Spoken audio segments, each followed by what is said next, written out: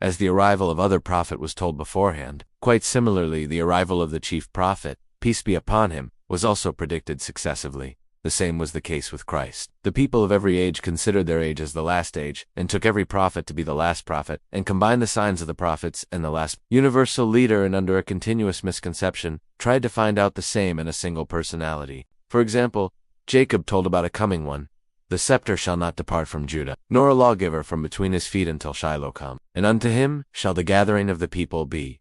Genesis chapter 49. It was told about the 12 tribes of the sons of Israel, and Judah as race was being given a golden tiding. Similarly, Moses predicted about so many prophets, and also predicted the arrival of the chief of the prophets, peace be upon him. The Lord thy God will raise up unto thee a prophet from the midst of thee of thy brethren, like unto me. Unto him thou shalt hearken, according to all that thou desirest of Lord thy God in Horeb in the day of the assembly, saying, Let me not hear again the voice of Lord my God, neither let me see this great fire any more, that I did not. And the Lord said unto me, They have well spoken that which they have spoken. I will raise them up a prophet from among their brethren like unto thee, and will put my words in his mouth, and he shall speak unto them all that I shall command him. And it shall come to pass that whosoever will not hearken unto my words which he shall speak in my name, I will require it of him. But the prophet which shall presume to speak a word in my name, which I have not commanded him to speak, or that shall speak in the name of other gods, even that prophet shall die. And if thou say in thine heart, How shall we know the word which the Lord hath not spoken? When a prophet speaketh in the name of the Lord, if the thing follow not, nor come to pass, that is the thing which the Lord hath not spoken,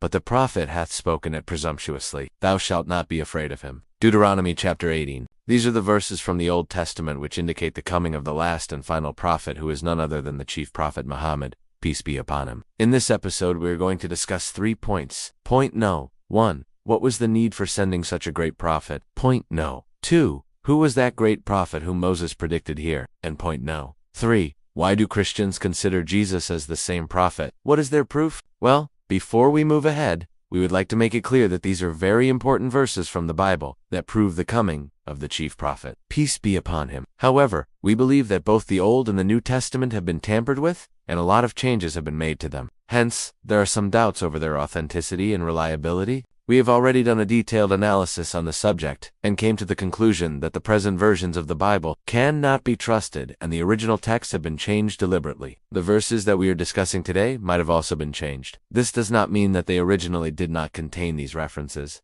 but since we don't have the original text, we can't completely trust these verses. Therefore, while discussing these proofs, we will also share what other scholars have said regarding these verses, and then present our own opinion at the end, based on all the available evidence. Now, point no. 1. Why was it necessary to send such a great prophet? Before understanding the context, we need to understand the meaning of the word prophet. In general, the word prophet means a person who gets divine inspiration and conveys the message of God to the people. Now, if we look at the verses, the same word prophet has been used by Moses, peace be upon him. There is no doubt that Moses was himself a great prophet. He was sent to take the children of Israel out of slavery in Egypt and guide them. He performed great miracles and received the Torah from God and delivered it to the people of Israel. So when Moses said that another prophet will come after him, it certainly meant that he will be greater than Moses, because there could be anyone equal or greater than Moses.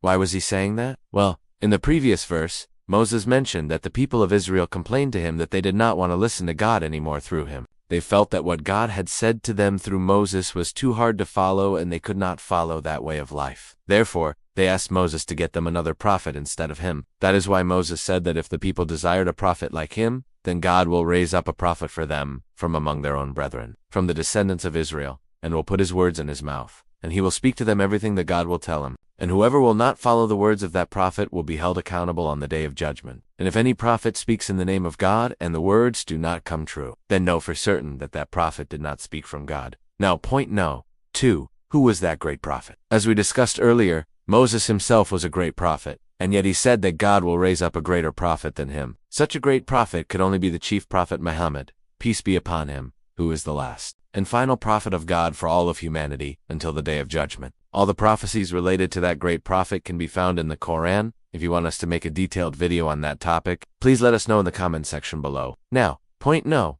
3. Why do Christians consider Jesus to be the same prophet? Let's first look at what Christians say. Most Christians agree that Isaiah 42:16 says that a prophet will be raised up from among Jesus' own people. Some Christians also quote Deuteronomy 80:15 as evidence that Jesus is the one who will come after Moses.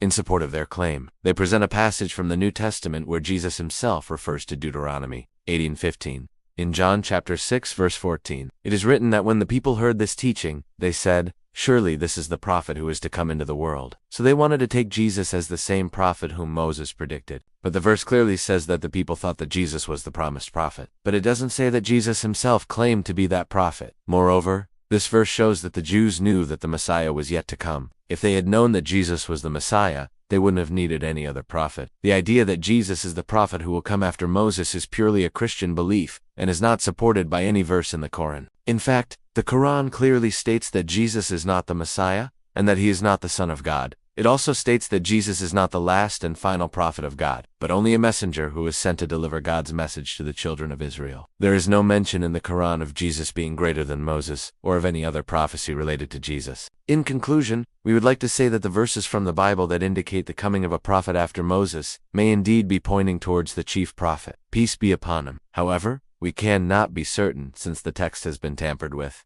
and we do have the original version. Nevertheless, the claim that Jesus is the same prophet finds no support in the Quran, as we discussed earlier. Jesus is not the Messiah and he is not the Son of God according to the Quran. And most importantly, the Quran clearly states that Jesus is not the last and final prophet of God. We hope this video has been informative and helpful. Please remember to subscribe to our channel and hit the bell icon to get notified of our latest videos. If you have any questions or comments, feel free to drop them down below. Thanks for watching, and see you soon.